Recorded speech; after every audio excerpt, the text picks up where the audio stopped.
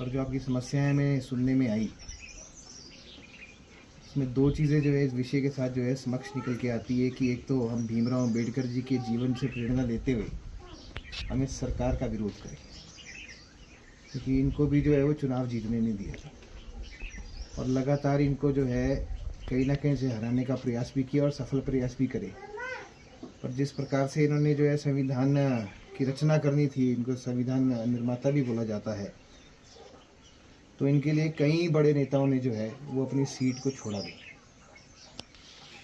उसके बाद जो है वो बंटवारे में कुछ हिस्सा हमारे देश का चला भी गया, इनके बाद वहाँ भी सीट छोड़नी पड़ी। उसके बाद भी जो है ये संविधान निर्माता के रूप में आए, पर उन्होंने गलत का साथ कभी नहीं दिया। चाहे 370-35 से जो है वो कश्मीर के ऊपर लगा और अनेकों विषयों में जो है इन्होंने कभी भी जो है वो कांग्रेस का साथ नहीं दिया। तभी इन्होंने जो है कई बार अपने पद को छोड़ा भी। और वर्तमान सरकार जो है, जो वर्तमान प्रदेश में सुखू सरकार है और जिनके हम मंत्री की भी बात कर रहे थे, ये पूर्ण रूप से भ्रष्ट सरकार है और ये झूठ बोलने में माहिर है। आपको ये दिखाएंगे कुछ और होगा कुछ और। अब एक जगह तो आप बोल रहे हैं कि भी 50,000 रुपये खाते में चले जाते हैं, तो दूसरी जगह जो है ये बोलते कि पैसे ही नहीं। तो कुल मिला के आपको दिखेगा या तो भ्रष्टाचार का संतुलन जबरदस्त तरीके से बड़ा बिगड़ा हुआ है और विकास तो इस क्षेत्र में ठप ही लगा है। सड़कों की हालत बदहाल है। जब ये कांग्रेस सत्ता में आई थी तो गारंटियों की बात करी थी और यहाँ महिला से शक्ति ज़्यादा है और 1500 रुपये का हमने वादा किया था, वो तो मिले नहीं। तो इन चीज़ों का भी हम जो है वो बार बार लगभग प्रचार करें। आए तो नहीं किसी को, इनके पर्स तो खाली अब देखिए, आप शिक्षा की बात कर रहे थे, तो जैसे ये सरकार सत्ता में आती है तो ये 2000 संस्थान बंद कर देती है और ऊपर से 700 से 800 कुल मिला के शिक्षा संस्थान या तो उनको मर्जर की बात करती है या उसको बंद करने की बात करती है। तो कुल मिला के तो ये विकास विरोधी सरकार है। और यहाँ जो जितने भी रोड निकले हुए हैं वो प्रधानमंत्री ग्राम सड़क योजना के अंतर्गत निकले हैं। इसमें जो है प्रदेश की सरकारों का जो है योगदान नहीं है, इसमें केंद्र की योजना का योगदान है और केंद्र की योजना को पैसे को कोई रोका नहीं जा सकता। ये जो DPR बनती है, DPR जो है वो प्रधानमंत्री ग्राम सड़क योजना के लिए भी जाती है PWD के माध्यम से और नाबार्ड के लिए भी जाती है और वो स्वीकृत भी होती है। उसमें जो है यहाँ के नेता जो है उसको ना हिला सकते ना बिगाड़ सकते, सिर्फ आपकी लेखनी में दम होना चाहिए। और कुल मिला के जो ये वर्तमान सरकार यहाँ पे बैठी है, इसका भी हमने जो है कड़ा विरोध करना है और जनता इससे परेशान है।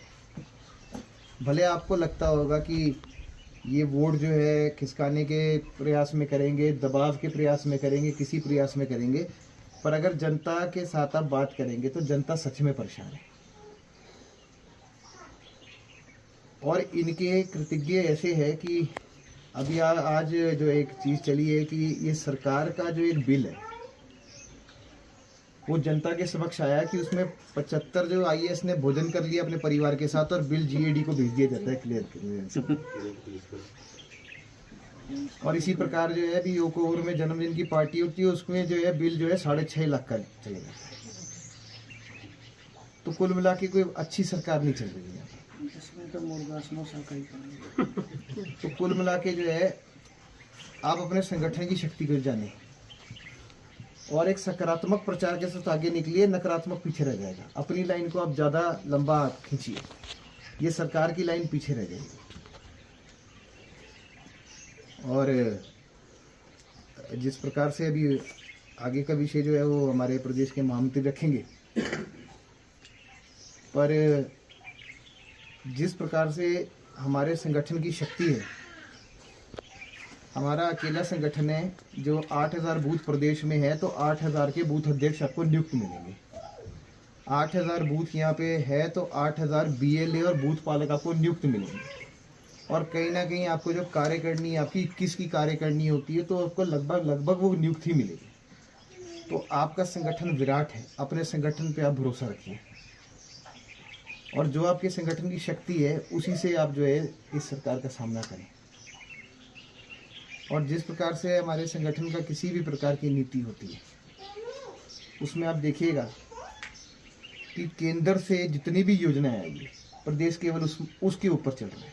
अभी नंदराम जी ने बोला कि 8,000 करोड़, मैं कहता हूँ 8,000 करोड़ नहीं, ये राशि जो है ना जी, ये 11,000 कुछ करोड़ है जो केंद्र से हिमाचल प्रदेश को प्रति वर्ष आती है।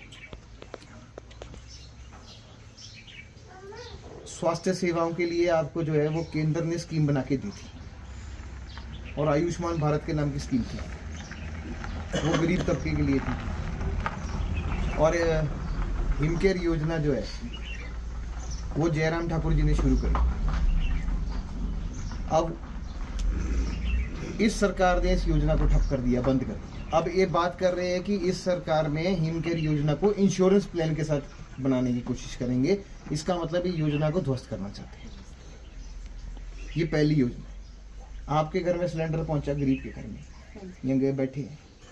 आवास योजना के अंदर मकान मिले, भले उसकी राशि कम होगी पर छत भी दी। अब जब कोविड का कार्यकाल आया 2020 में, तो एक मुफ्त अन्न योजना जो है वो शुरू करी, और उसके अंतर्गत जो है 5 से 7 किलो जो है अनाज आपको मुफ्त मिला करता था। आज भी वो स्कीम चल रही है। तो अगर किसी ने शोषित, वंचित और पिछड़े वर्ग के बारे में सोचा, तो वो केंद्र की प्रधानमंत्री नरेंद्र मोदी सरकार ने ही सोचा, और उसको आगे ले जाने वाली वर्तमान सरकार की जयराम ठाकुर सरकार और पूर्व में धूमल जी की सरकार ने। अगर यहाँ हमारे महिला आरक्षण लगाए, तो आरक्षण जो है वो धूमल जी के समय से चला है, और आज 50% आरक्षण जो है हमारा प्रधानों में लगा है, वो धूमल जी की सरकार की देनी, इनका कोई योगदान नहीं। आज 33% आरक्षण की बात होती है, तो वो भीमराव अम्बेडकर जी का भी सपना था।